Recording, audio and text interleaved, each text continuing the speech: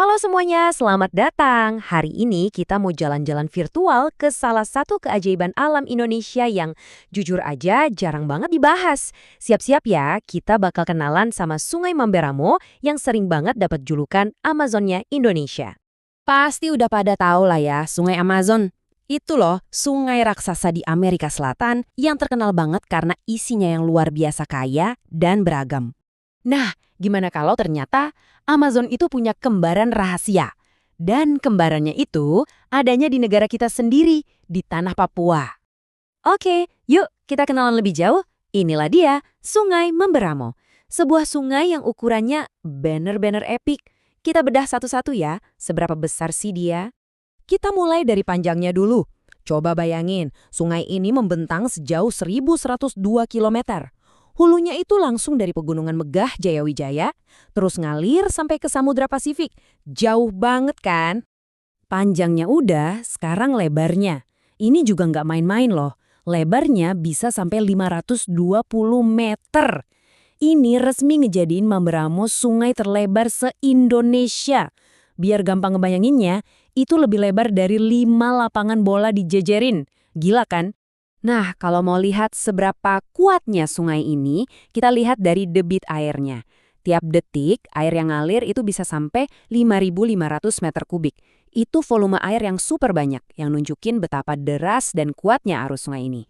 Uniknya lagi namanya itu udah ngejelasin semuanya. Mamberamo itu dari bahasa suku Dani, Mambe artinya besar, dan Ramo itu artinya air. Jadi ya Mamberamo itu artinya air besar. Pas banget kan? Oke, jadi kalau kita lihat lagi angka-angkanya, ini emang gila banget sih. Panjangnya lebih dari 1.000 kilo, lebarnya setengah kilo, terus daerah alirannya seluas lebih dari 78.000 kilometer persegi. Ini benar-benar ngejelasin kenapa dia layak disebut raksasa airnya Indonesia. Ukurannya emang udah kayak Amazon, tapi julukan itu bukan cuma soal ukuran loh. Justru yang bikin dia benar-benar mirip Amazon itu adalah isinya. Selamat datang di dunia yang hilang, harta karun satwa liarnya Mamberamo. Ini nih yang keren banget. Di sini tuh banyak banget spesies yang bahkan baru ditemuin sama ilmuwan. Ada kelelawar kembang jenis baru, tikus pohon kecil, walabi mini, bahkan ada katak berhidung panjang yang unik sama kupu-kupu hitam putih cantik ini. Ini bukti kalau ekosistem di sana tuh masih asli banget, masih perawan. Dan buat para pecinta burung, wah ini surga banget. Ada sekitar 143 jenis burung di sini. Termasuk sang primadona Papua, burung cendrawasih. Siapa sih yang gak terpukau sama keindahan bulunya? Dan di sungai sebesar ini tentu ada rajanya kan? Nah di sini predator puncaknya itu ada 2 jenis buaya. Ada buaya muara alias Crocodylus porosus dan ada juga buaya darat atau Crocodylus novaguineae. Adanya 2 predator gede ini jadi tanda kalau ekosistem di sini tuh sehat dan liar. Tapi Mamberamo itu bukan cuma soal satwa liar ya. Sungai ini juga jadi urat nadi kehidupan buat manusia yang tinggal di sekitarnya. Yuk kita lihat gimana peranannya. Buat masyarakat lokal, termasuk banyak suku yang masih hidup terisolasi di sana, Mamberamo ini segalanya. Benar-benar segalanya. Dia itu jalan tol satu-satunya buat transportasi, dia juga supermarket buat cari makan, hutan sagu yang subur di pinggirannya itu jadi sumber makanan pokok mereka.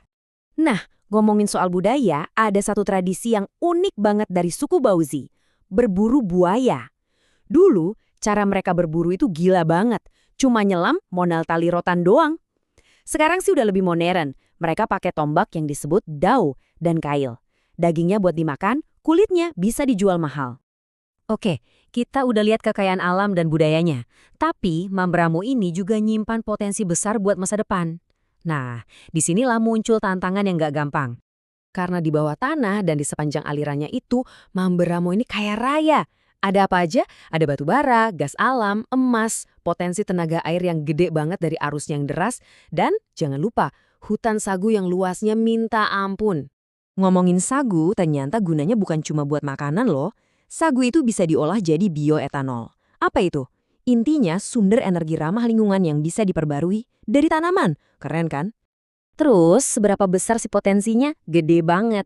Dari sekitar 300.000 hektar hutan sagu di sana, diperkirakan bisa ngehasilin lebih dari 4,5 juta liter bioetanol tiap tahunnya.